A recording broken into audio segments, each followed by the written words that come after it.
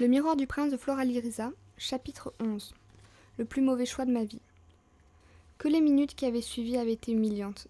Slughorn s'était montré indulgent, mais Rogue était là et avait voulu lui faire un sermon.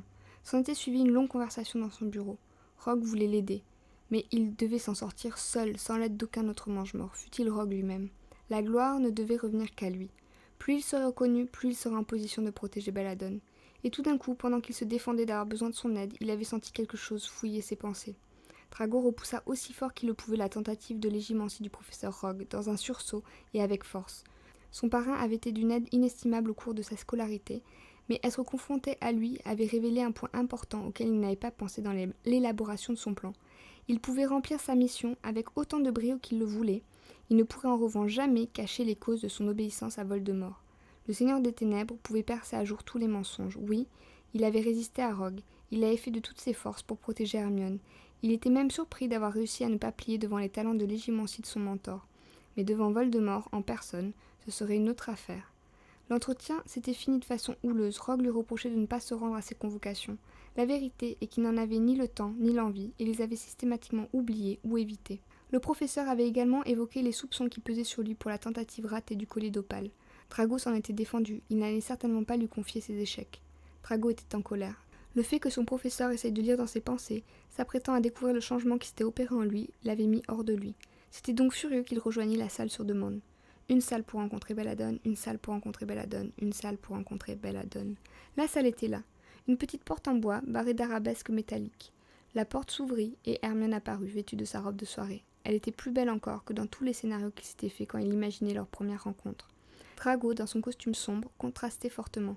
Il n'y avait rien d'extraordinaire dans cette pièce. Elle n'était pas très grande, les murs étaient couverts d'un papier peint défraîchi dans les tons pastels. Au centre se trouvait une table en bois assez grossière. Drago fit un pas vers Hermione. Maintenant qu'elle était en face de lui, il ne savait plus quoi faire. Qu'allait-elle penser de lui? Que devait-il dire? Il n'avait pas d'expérience dans ce domaine. Et puis qu'importe, pensa-t-il, il n'avait pas l'intention de la mettre dans son lit, il ne craignait pas de paraître maladroit ou inexpérimenté, il avait simplement peur qu'elle le déteste. Drago était à 100 lieues de se préoccuper du classement des meilleurs embrasseurs de l'école. Non, vraiment. Tu es venu. Oui, je n'aurais raté ça pour rien au monde. Hermione s'approcha de lui et posa la main sur son visage. C'est étrange de penser que tu es César. Ses doigts caressaient ses joues, puis son menton, et passèrent sur l'arête de son nez comme pour s'assurer qu'il s'agissait bien de lui. Après des mois à se parler sans se voir, elle craignait presque de le toucher. Elle continua. Je ne pensais pas qu'un jour, en te regardant, je puisse ressentir autre chose que l'envie de te mettre mon poing dans la figure. J'ai eu tout le temps quant à moi de te regarder, tout le temps de me faire à l'idée que c'était toi que j'aimais. C'était dur de te voir sans pouvoir te parler, dit Drago. Hermione s'approchait dangereusement. Drago se pencha légèrement et posa ses lèvres sur sa joue. Il lui chuchota à l'oreille. Il n'y aura pas de fin heureuse, Belladone. Hermione prit son visage dans ses mains et l'embrassa. Pour Drago, c'était exaltant autant que gênant. Il ressentait comme une douleur sourde logée au creux de son ventre. Il enfouit ses doigts dans ses cheveux et sentit les mains d'Hermione l'étreindre, sortir sa chemise de son pantalon pour passer les mains dans son dos. Elles étaient froides. Drago fut parcouru d'un frisson. Je suis désolée, je ne peux pas. C'est la seule fois que nous nous verrons. Je ne veux pas que cela se passe comme ça. Hermione eut un mouvement de recul. Comment cela? C'est la seule fois que nous nous verrons. Drago recula et sans amour remonta la manche de sa chemise, laissant apparaître la marque des ténèbres tatouée sur son bras. Hermione heurta le mur en reculant. Elle contemplait le symbole de l'allégeance au seigneur Voldemort. L'horrible serpent qui sortait de la bouche de la tête de mort semblait la narguer. Non, dis-moi que c'est faux, dit-elle, les larmes dans la voix. Elle se laissa tomber, glissant contre le mur jusqu'au sol. Pourquoi tu as fait ça?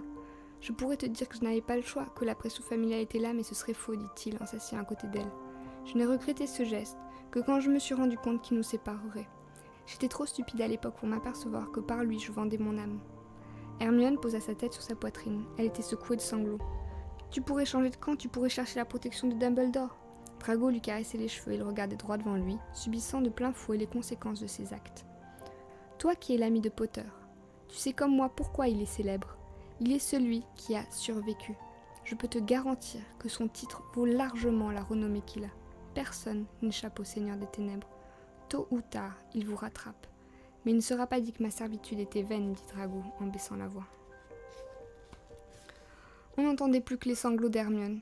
Si nous sortons maintenant et que je me fais coincer par Hussard à nouveau, je suis mort, dit Drago.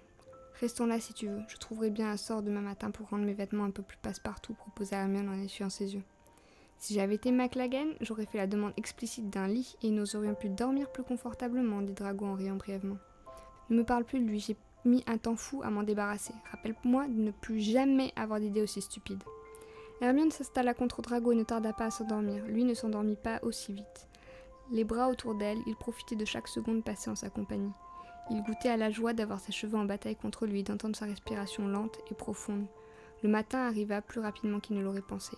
Quand il se réveilla, Hermione dormait encore, il n'osa pas bouger. « Drago, tu dors ?» demanda Hermione en ouvrant finalement les yeux. Pour toute réponse, il l'embrassa. Elle se leva et s'étira. Drago détendit ses jambes et les fit bouger, avant de se lever lui aussi, dépliant ses membres douloureux.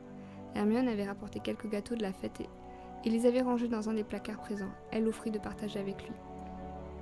Drago s'installa et commença à manger avec Hermione. Il la dévorait des yeux. Quand ils eurent fini, elle commença à s'intéresser à son apparence. Après quelques sorts, elle réussit à rendre sa robe un peu plus quelconque. Les chaussures, quant à elles, passèrent d'élégants escarpins à des chaussures fermées, sans talons.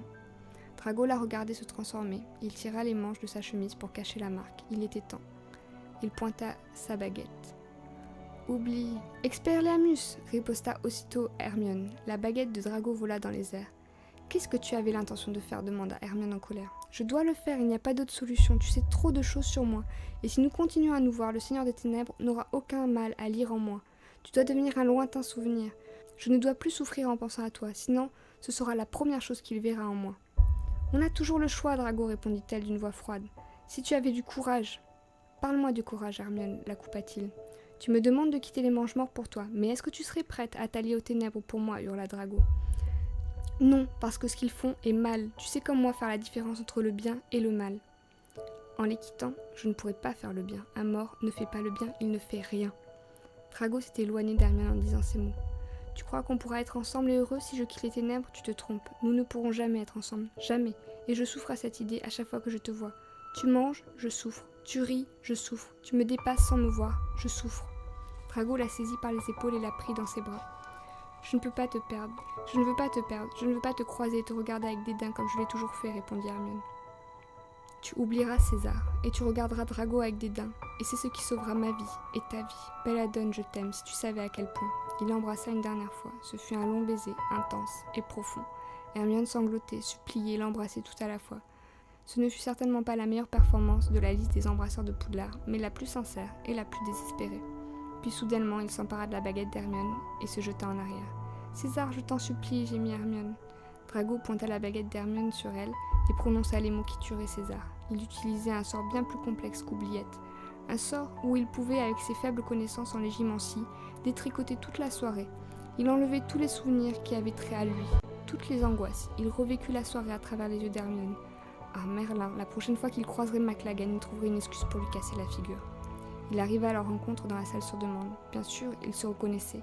Mais dans le regard d'Hermione, il paraissait anormalement beau comme un ange, avec son visage pâle et ses cheveux presque blonds. Il continuait d'enlever tous les souvenirs, un par un, jusqu'à l'instant présent. Puis, il lui jeta un sort de confusion, ouvrit la porte et la poussa gentiment dehors. Elle marchait comme un être sans âme. Il lui rendit sa baguette, lui embrassa le front et rentra dans la salle sur demande en refermant la porte derrière lui. Il y avait une clé sur celle-ci. Par mesure de précaution, il la tourna. Il entendit Hermione parler tout haut. Il l'entendit s'interroger sur un éventuel somnambulisme, puis partir. Seul dans la salle, Drago pleura.